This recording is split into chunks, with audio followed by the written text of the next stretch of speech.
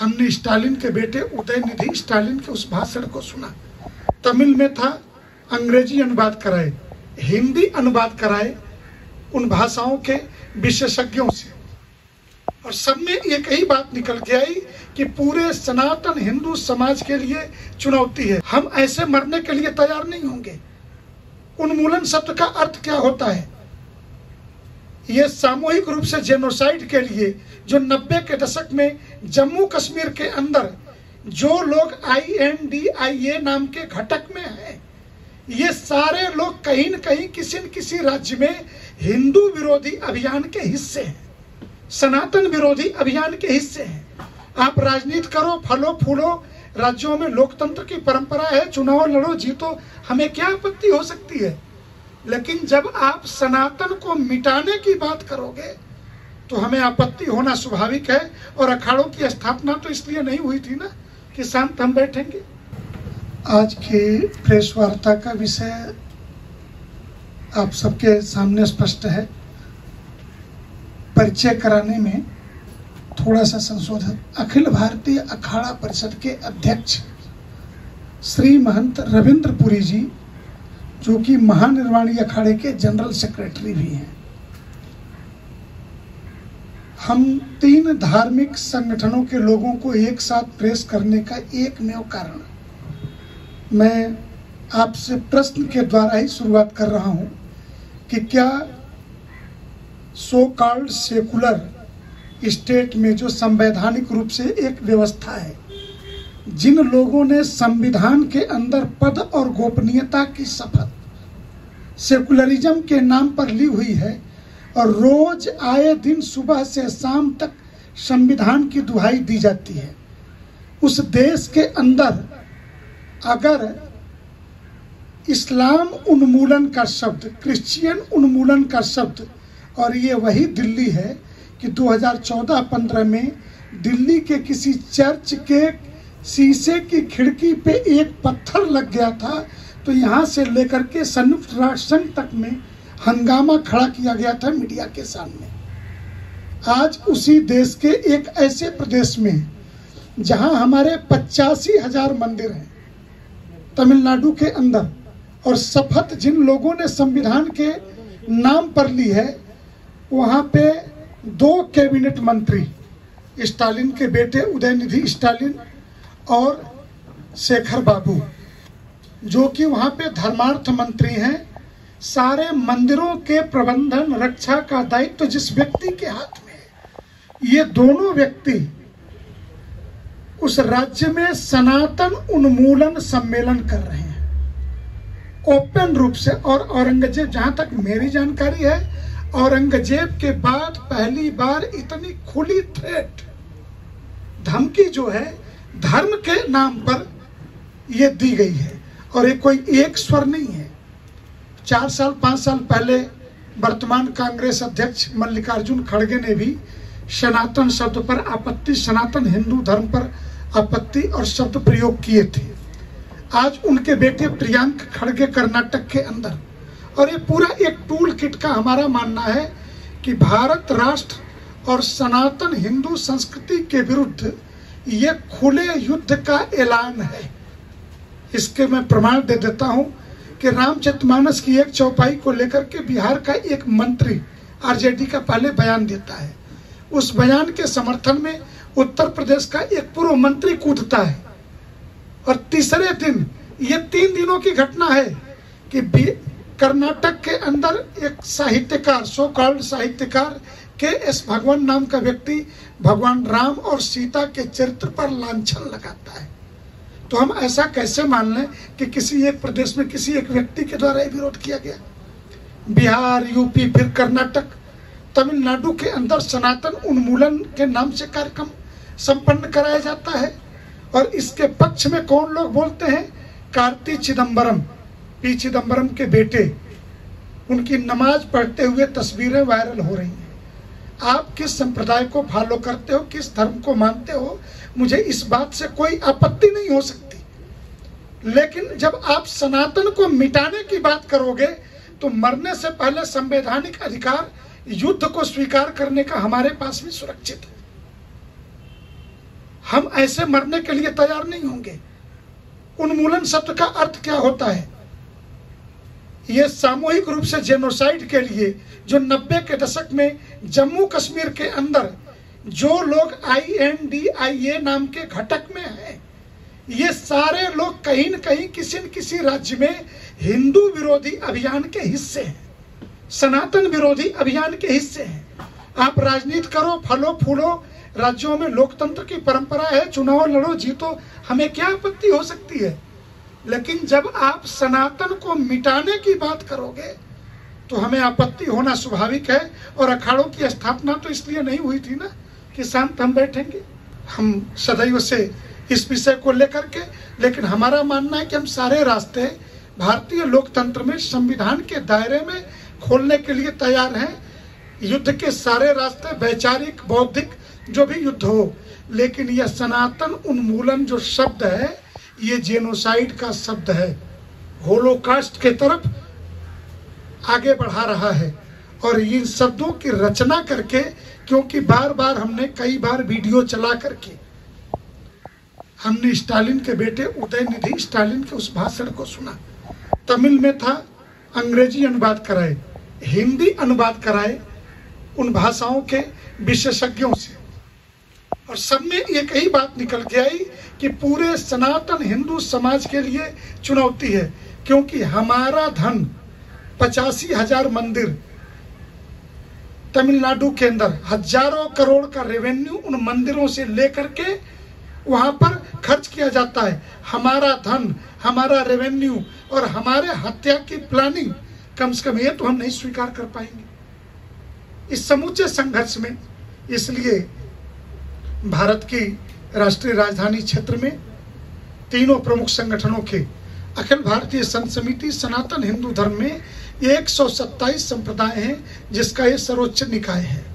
अखिल भारतीय अखाड़ा परिषद हमारी संन्यास परंपराओं के विविध 13 अखाड़े हैं, जिसमें 7 सन्यासियों के, 3 सिखों के और 3 बैरागियों के, वैष्णवों के, 13 अखाड़ों का ये परिषद है। उसके माननीय अध्यक्ष जी बैठे हैं। और विश्व हिंदू परिषद दुनिया के 120 से ज्यादा देशों में सनातन हिंदू धर्म के धर्मावलंबियों को संगठित करने का काम करता है। इसलिए आपके सामने एक प्रेस नोट है, जिसको बहुत सोच समझ करके बनाया है, लेकिन उससे इतर हट करके ये सारी बातें हमने कही। इसमें एक चीज ऐड कर रहा हूं कि ठीक 2 महीने के बाद काशी में 2 नवंबर से 5 नवंबर तक भारत के 600 जिलों से, 600 जिलों में 745 में से 600 जिलों में हिंदू रहता है, सभी धर्माचार्यों को हमने काशी बुलाया है इस विषय पर विचार करने के लिए।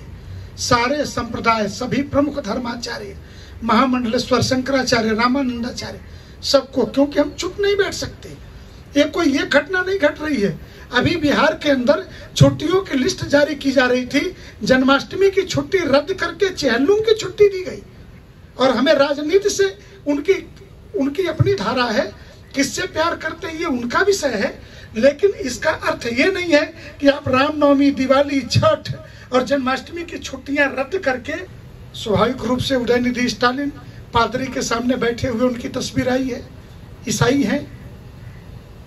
कार्तिक चिदंबरम की नमाज पढ़ते हुए तस्वीर आई है। बाकी जो दलाई लामा तो शिवलिंग पे रुद्राभिषेक करते हैं और यहाँ के 9 बौद्ध हिंदुओं को गाली देते घूमते हैं। और मैं एक बात कह दूं कि सनातन के बारे में आर्टिकल 25 स्पष्ट है, और उससे भी ज्यादा अगर आपको काशी कभी आना हो तो काशी हिंदू विश्वविद्यालय के अंदर एक संस्कृत विद्या धर्म विज्ञान संकाय है। उस परिसर में मेज कुर्सी पे पढ़ाई नहीं होती। उस संकाय के अंदर परंपरागत शिक्षा संस्कृत की दी जाती है।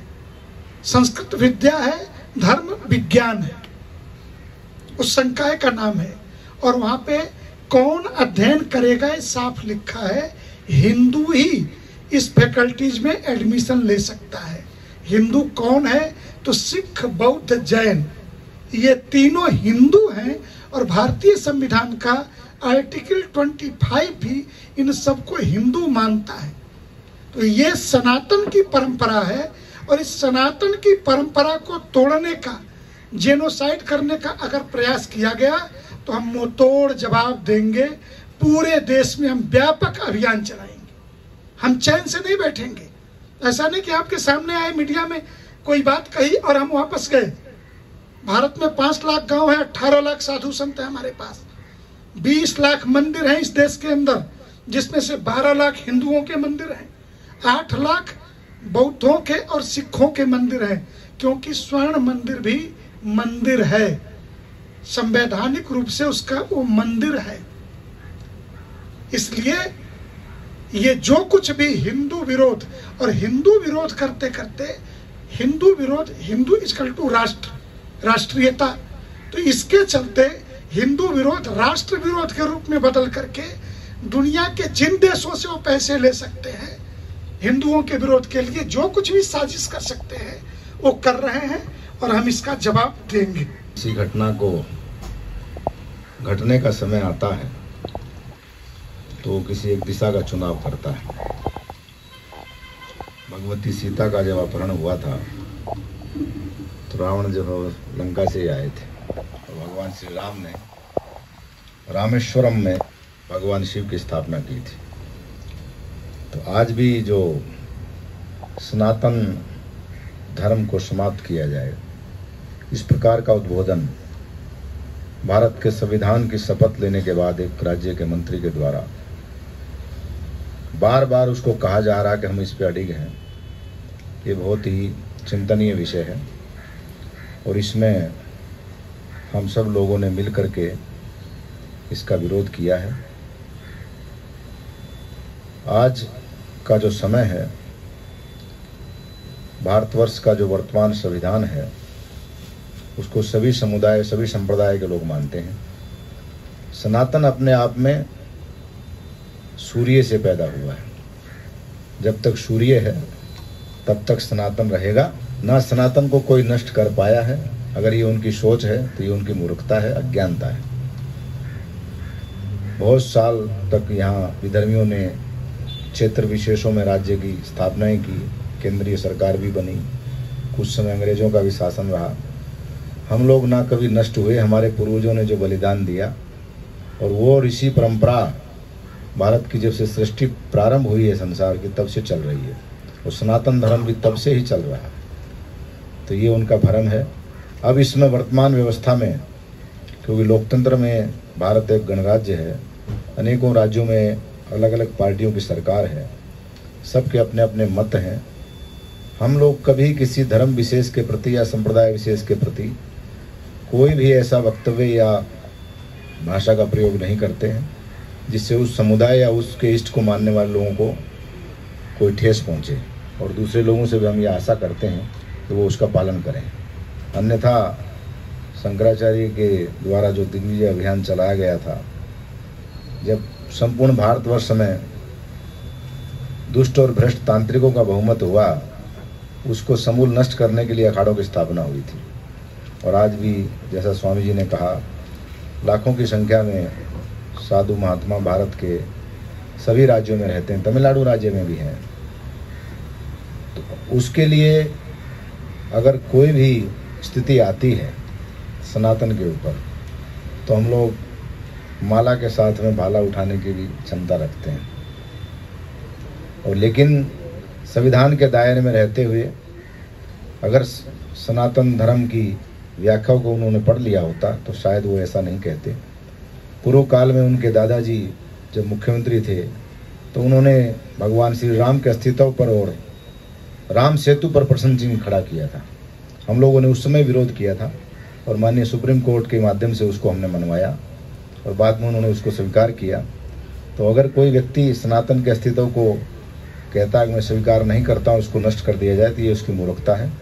और हम लोग साम दाम दंड भेद जैसी भी परिस्थिति होगी उसके अनुसार संविधान के दायरे में रहते हुए उससे निपटने के लिए हम लोग सक्षम हैं।